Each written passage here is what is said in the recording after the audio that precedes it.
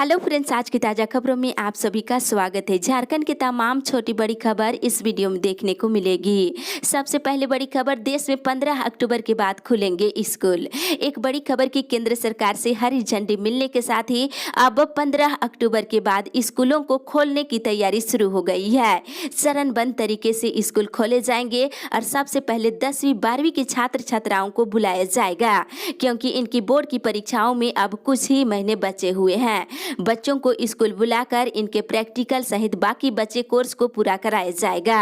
और कोरोना संकट को देखते हुए मार्च से ही स्कूल बंद है और नए सत्र में अभी तक बच्चे एक भी दिन स्कूल नहीं आए हैं। इस बीच इन बच्चों की पढ़ाई को लेकर स्कूल से लेकर अभिभावक भी चिंतित है। हालांकि स्कूलों के बंद रहने के बावजूद भी इन बच्चों की ऑनलाइन पढ़ाई जारी थी, लेकिन स्कूल का मानना है कि बच्चों को कक्षाओं में सामने बिठाकर पढ़ाए बगैर बेहतर रिजल्ट नहीं मिल सकता है। साथ ही स्कूलों को खोलने से पहले सुरक्षा को लेकर नए दिशा निर्देश को अंतिम रूप दिया जा सकता है। मंत्रालय से जुड़े अधिकारियों ने बताया है कि अगले हफ्ते में कभी भी इस नियम को जारी किया जा सकता है। साथ ही बताते चले कि प्रत्येक क्लास में 12 बच्चों को ही बैठाया जा सकता है और दूसरी कक्षाओं के बच्चों को बुलाने का फैसला उसके बाद लिया जाएगा। इसी के साथ ही अगली बड़ी खबर, 100 दिनों में सभी स्कूल तक पहुंचेगा पेयजल।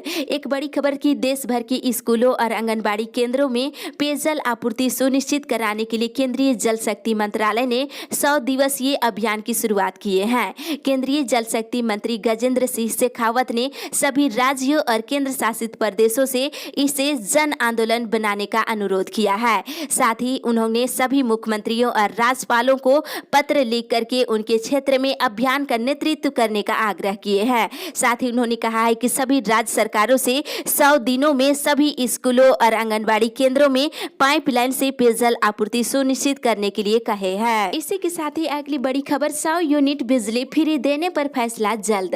फिलहाल राज्य सरकार वर्तमान बिजली दर पर ग्रामीण और शहरी घरेलू उपभोक्ताओं को सब्सिडी दे रही है और नया टैरिफ लागू होने के बाद सब्सिडी जारी रहेगी या 100 यूनिट तक बिजली फ्री होगी, इस पर जल्द फैसला लिया जाएगा। राज्य सरकार ने 300 यूनिट मासिक खपत वाले उपभोक्ताओं को 100 यूनिट तक बिजली फ्री देने का ऐलान किया है। ऊर्जा विभाग के मुताबिक आयोग के टैरिफ प्रस्ताव का अध्ययन के बाद इस पर फैसला होगा। इसी के साथ ही अगली बड़ी खबर, मौसम विभाग से पूरे राज्य में हल्के से मध्यम दर्जे की बारिश। झारखंड में पिछले 24 घंटे में मानसून सामान्य रहा और राज्य के लगभग सभी स्थानों पर हल्के से लेकर मध्यम दर्जे की बारिश हुई है। मौसम विभाग से मिली जानकारी के अनुसार आज झारखंड के कुछ स्थानों पर गरज और वज्रपात के साथ बारिश की संभावना है। साथ ही आज झारखंड के मध्य और दक्षिण जिलों में 1-2 स्थानों पर भारी बारिश हो सकती है।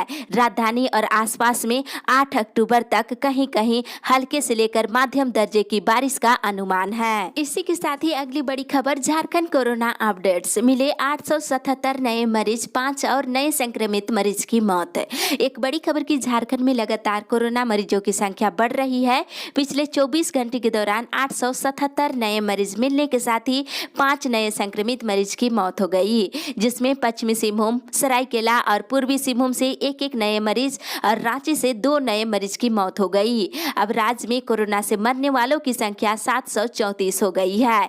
और पिछले 24 घंटे के दौरान बोकारो से 40, चतरा से 5, देवघर से 18, धनबाद से 41, दुमका से 17, पूर्वी सिंहभूम से 61, गढ़वा से 11, गिरिडीह से 20, गोड्डा से 16, गुमला से 13, हजारीबाग से 18, जामताड़ा से 17, खूंटी से 27, कोडरमा से 23, लातेहार से 11, लोहरदगा से 7, पाकुड़ से 9, पलामू से 23, रामगढ़ से 27, रांची से 384, साहिबगंज से 26, सरायकेला से 40, सिमडेगा से 8 और पश्चिमी सिंहभूम जिले से 15 नए मरीज मिले हैं। इसके साथ ही राज्य में कुल मरीजों की संख्या बढ़कर के 86,277 हो गई है। वहीं पिछले 24 घंटे के दौरान 1176 लोग स्वस्थ हुए हैं। साथ ही बता दें, झारखंड सरकार में निबंधन और अल्पसंख्यक कल्याण मंत्री हाजी हुसैन अंसारी कोरोना से संक्रमित होने के बाद शनिवार को जिंदगी की जंग हार गए। शनिवार को मेदांता अस्पताल में उन्होंने आखिरी सांस ली। इसी के साथ ही अगली बड़ी खबर, दुर्गा पूजा के बाद मैट्रिक इंटर की पूरक परीक्षा।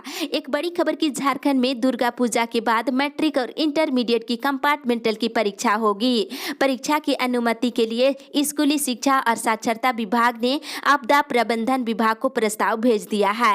हालांकि प्रस्ताव को अगले सप्ताह तक मंजूरी मिलने के बाद भी 15 दिनों में परीक्षा की शुरुआती संभव नहीं है।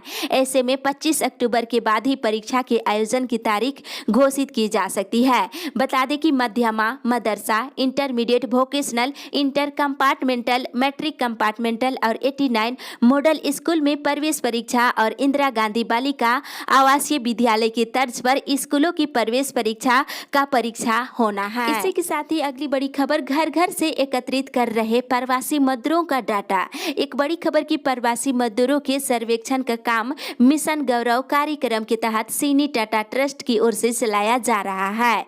आदिवासी नारी उत्थान आजीविका प्रोड्यूसर कंपनी लिमिटेड के द्वारा घर घर जाकर प्रवासी मजदूरों का डाटा एकत्रित की जा रही है। मिली जानकारी के अनुसार चाईबासा जिले के धालभूमगढ़ प्रखंड में आए लगभग 2200 मजदूरों का डाटा एकत्रित की जा रही है। इसके तहत उनकी योग्यता क्या है, उन्हें क्या क्या सुविधाएं मिल रही है और किन सरकारी सुविधाओं से वंचित है, इसके अलावा उसका राशन कार्ड, जॉब कार्ड, आधार कार्ड है या नहीं, इन सारे बिंदुओं पर सर्वेक्षण कर एक समग्र रिपोर्ट तैयार की जा रही है। इसके लिए गांव-गांव में कैंप भी लगाए जा रहे हैं। इन मजदूरों का स्किल देखते हुए इनके लिए रोजगार की व्यवस्था करने की योजना बनाई जाएगी। मजदूरों के लिए रोजगार मूलक कार्यक्रम तैयार किए जाएंगे। इसी के साथ ही अगली बड़ी खबर, 3 साल से नहीं मिला मानदेय, आत्मदाह करने की चेतावनी।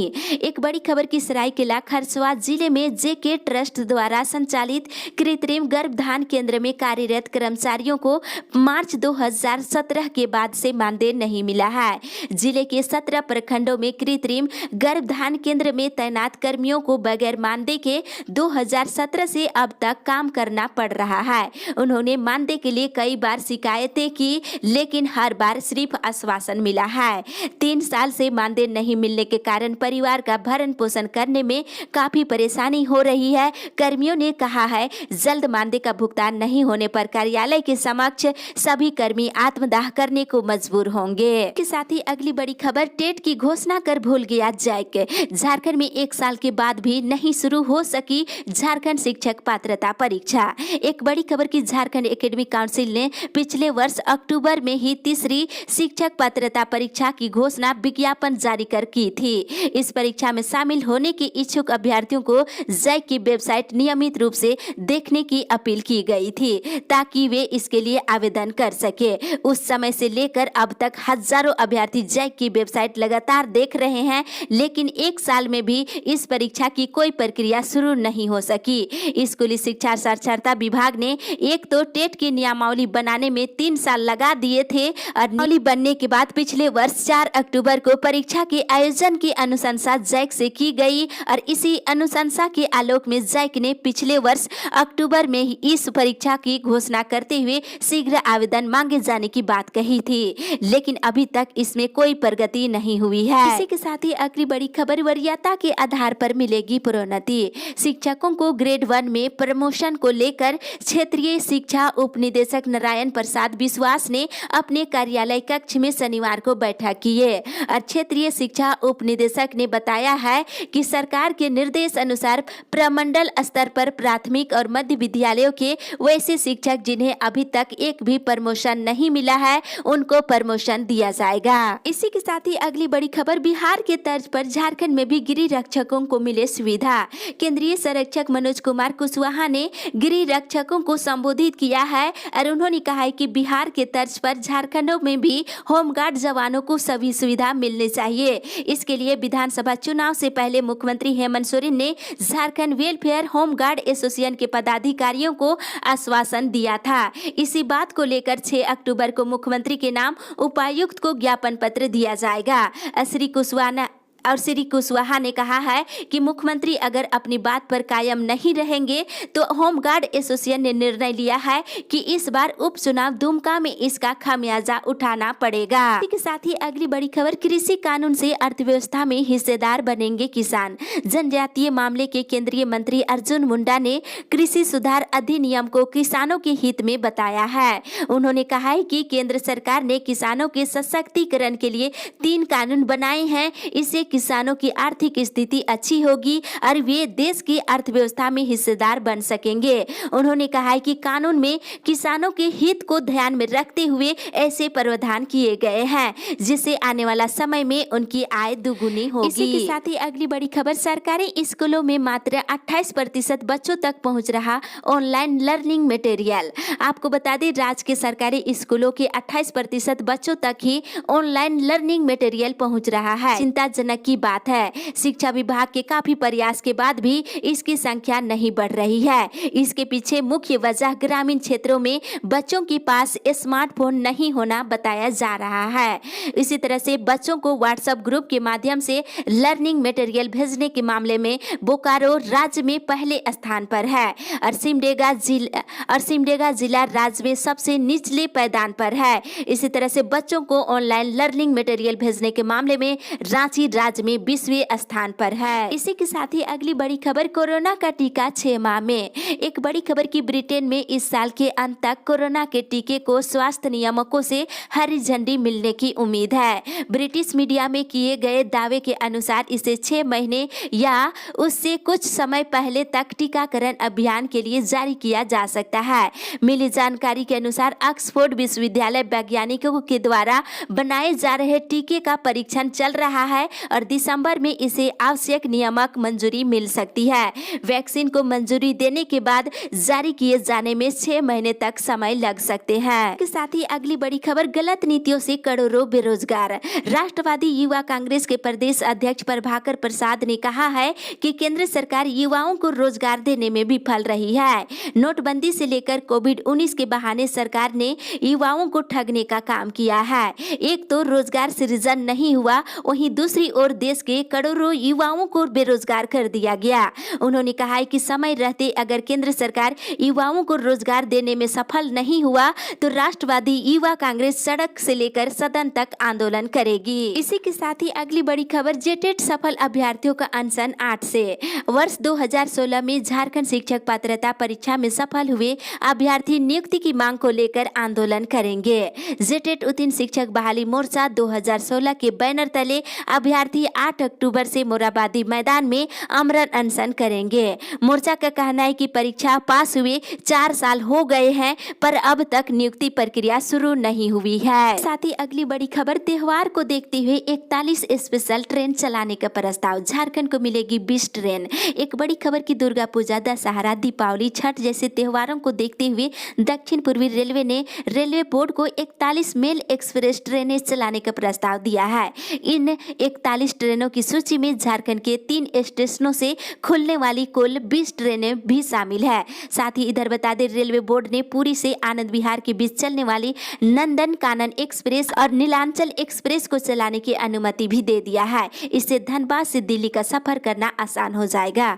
पुरी से आनंद विहार के बीच चलने वाली नंदन कानन एक्सप्रेस 7 अक्टूबर से चलेगी और पुरी आनंद विहार नीलांचल एक्सप्रेस को भी रेलवे बोर्ड से हरी झंडी मिल गई है। ये ट्रेन 9 अक्टूबर से चलेगी और वहीं बोकारो में इसका ठहराव शुरू हो जाएगा। इसी के साथ ही अगली बड़ी खबर, कोरोना काल खत्म होते ही लगेगा रोजगार मेला। श्रम नियोजन और प्रशिक्षण मंत्री सत्यानंद भोक्ता शनिवार को सिमरिया डिग्री कॉलेज में आयोजित समारोह में शिरकत की और मौके पर उन्होंने कहा कि शिक्षा के बिना जीवन अधूरा है। शिक्षा ही एक ऐसा साधन है जिसकी मदद से हम लक्ष्य प्राप्त कर रहे हैं और झारखंड अलग राज्य बनने के बाद शिक्षा के क्षेत्र में काफी विकास हुआ है। उन्होंने कहा कि राज्य सरकार मजदूरों को रोजगार देने के लिए स्किल डेवलपमेंट के तहत कार्य कर रही है और कोरोना काल समाप्त होने के बाद राज्य और जिला स्तर पर रोजगार मेला लगाया जाएगा और कंपनियों में 90% लोगों को रोजगार दिया जाएगा। इसी के साथ ही अगली बड़ी खबर, यूजी पीजी मेड सेमेस्टर की परीक्षा कल से।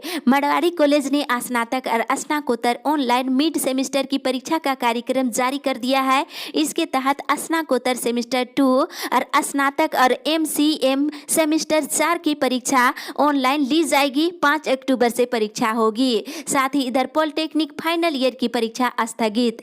झारखंड टेक्निकल यूनिवर्सिटी ने 14 अक्टूबर से होने वाली पॉलिटेक्निक फाइनल ईयर की परीक्षा को स्थगित कर दिया है। इसी के साथ ही अगली बड़ी खबर, NTPC के कोयले भंडार में लगी आग, लाखों लोगों की जान खतरे में। झारखंड के हजारीबाग जिले के बड़का गांव में स्थित NTPC के कोयले भंडार में आग लग गई है। हालांकि हालांकि अभी ये आग नजदीकी गांवों और आसपास की कॉलोनी तक नहीं पहुंची है और इस खनन क्षेत्र के आसपास के कॉलोनी और ग्रामीण इलाके के साथ संबंधित कंपनी का कहना है कि ये आग लोगों को नुकसान भी पहुंचा सकती है। और कंपनी के पीआरओ विजय जुएल ने एक विज्ञप्ति जारी कर जानकारी दिया है और विज्ञप्ति में कहा गया है कि एनटीपीसी के पकरी बरवाडीह कोयला खनन परियोजना में खनन कार्य को रोके जाने के कारण खदान से निकालकर रखे गए कोयले के भंडार में आग लग गई है। बताया गया है कि चिरूडीह कोयला खदान से निकाले गए कोयले के डंप में आग लग गई है। जगह जगह से धुआं उठ रहा है। अगर जल्द ही कोयले को नहीं हटाया गया तो आग विकराल रूप धारण कर लेगा और फिर उस पर काबू पाना लगभग असंभव हो जाएगा। इसके साथ ही अगली बड़ी खबर, बालू की कीमत बढ़ने से आवास लाभुक परेशान। राज्य में बालू की समस्या घोर है। अभी बता दें सिसई में बालू की समस्या काफी विकट हो गई है।